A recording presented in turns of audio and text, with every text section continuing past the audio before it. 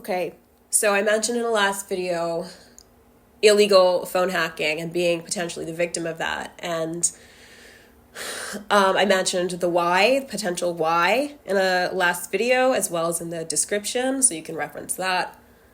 I don't want to acknowledge anything beyond what I'm going to say in this video. Because I know that they were potentially making contact with people, and whoever was on the receiving end of those messages, they act upon that. I consider them complicit, and I don't want to acknowledge that, so I'm not going to.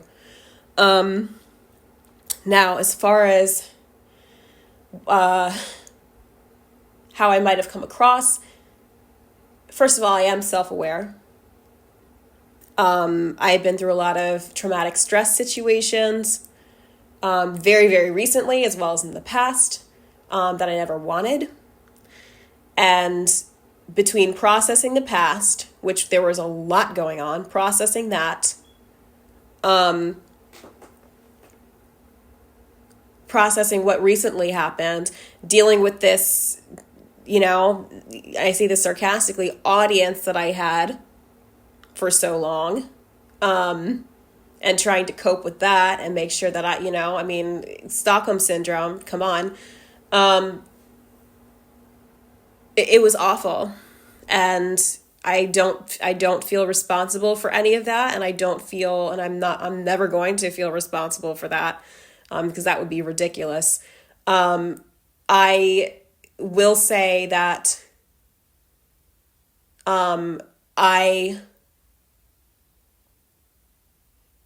was dealing with battles that I didn't choose and battles I did choose. And the ones I did choose were for very good reason, and making sure that certain abuses in my life would not continue and would be no longer a factor in my life.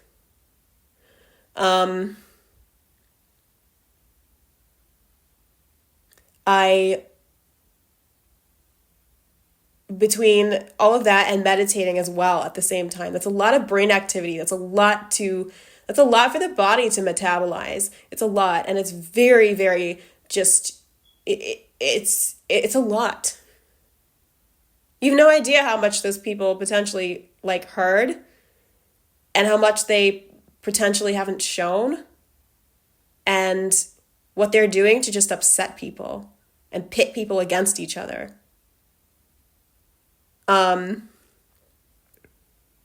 Which I think is really unfair. My privacy was very much violated in a very illegal way. So there, it's best probably not to,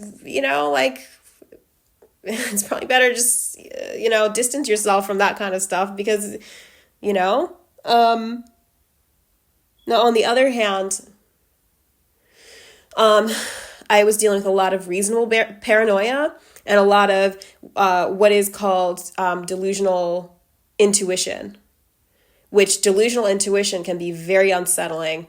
Real intuition is based in tangible, physical evidence of things, and false intuition is very much about uncertainty and the unknown and the kind of brain filling in the gaps. And I realized the difference, and when I finally did, I was like, okay, I really have to stop listening to my I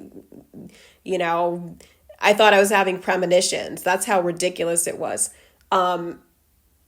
Whatever my intuition is telling me, that is not physically I have to just,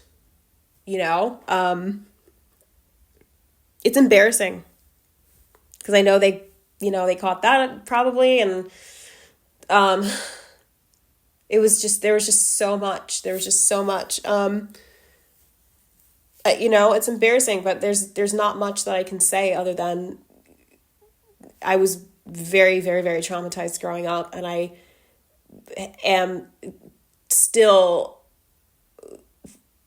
both recovering from that physically, which I consider it a physical issue, not anything separate from the physical, and learning how to communicate as effectively as I can.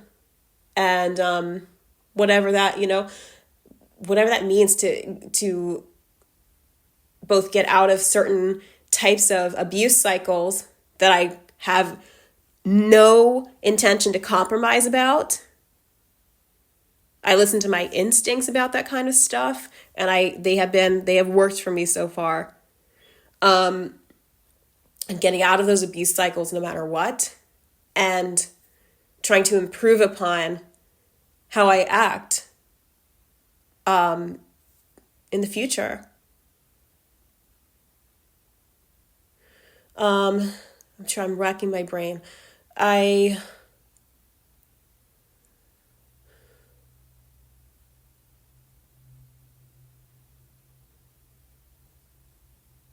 Yeah, I don't know. I just sort of, I knew they were watching, and I just sort of was like, just let your body process what it's been through. Do not worry about these people stalking you. Don't worry about that. So I didn't. I just sort of let it ride, and because it's private, it's supposed to be private. And this is my healing journey, and this is my moment of the most epic recovery from a life that it's almost like by design was supposed to break me down and keep me down, when I could have been, it's like the physical results of this type of meditation, as far as like restructuring the body and becoming beautiful again as well. It's like none of this had to be that way too. Can't imagine how that feels. None of it had to be that way. How sad is that? And it's almost like the same pressures that created a bad reality for me that I had to fight my way out of. It's like, it's very familiar. It's like that stuff is trying to come back around and keep me down. It's so sad. It's like none of it had to be that way, and it doesn't have to be that way now. But at least I'm in a position to be able to control that and provide something for people in the future, so that they can cope with the stress of life in the best way possible.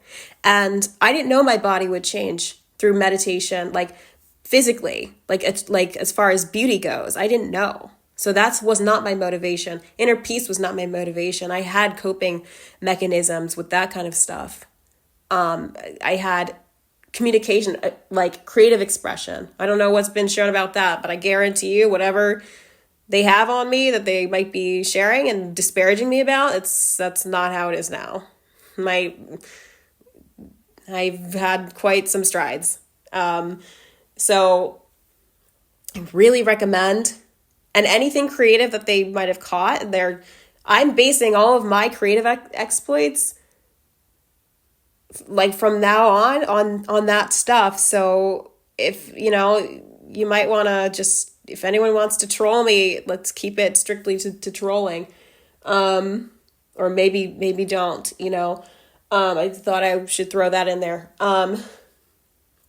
It might sound paranoid too, but I have the feeling I should just say that, at least to have a record of it here. So I don't know if there's anything else. My wants are very different from the wants of other people. I think I'm not a hedonist. I'm ascetic, and I'm very proud of that. My dream in my early 20s was to go live in an ashram, but I have the ashram every day now. So my dreams have come true. What I want it's called moksha. It's liberation from all of this. And I feel it happening. I feel like I'm really rising above from all of the kind of, I don't know, just maybe this is just like cycles of dysfunction, that have plagued people. What else?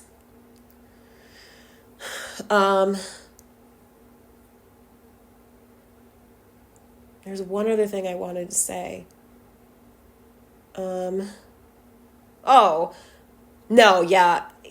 I don't know what else is being said about me, but I am dealing with physical issues, and that's the reason that's how I discovered meditating, was by trying to heal that. And this is something that is medically backed for the specific issue and now issues that I am, physical issues I am dealing with.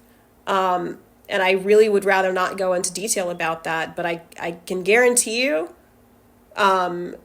it's been misconstrued, and in order to cast me in a negative light and create a sort of, I don't know, almost like negative,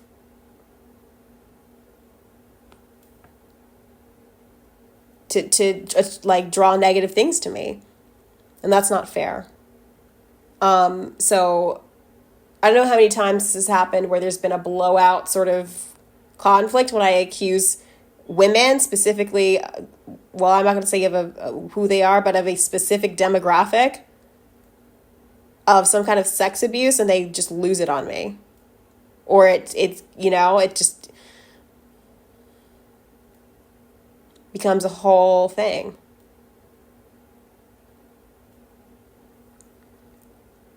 It's unfair. And I'm not going to put up with that, because life should be fair for those who are able to live in a way that is consistent. And I'll tell you something, when you meditate every second of your life, you are peaceful by default. That is your disposition. I have had people of this demographic that I've confronted literally tell me, oh, you have so much peace, and then create conflict with me the next day. I mean, this is how it is. This is how it is. And it's not fair. That's the least fair thing I know of. And that can't be tolerated, So change has got to happen, because that can't continue. And that's, maybe that's the fruit of my suffering.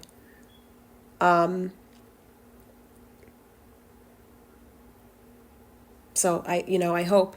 And yeah.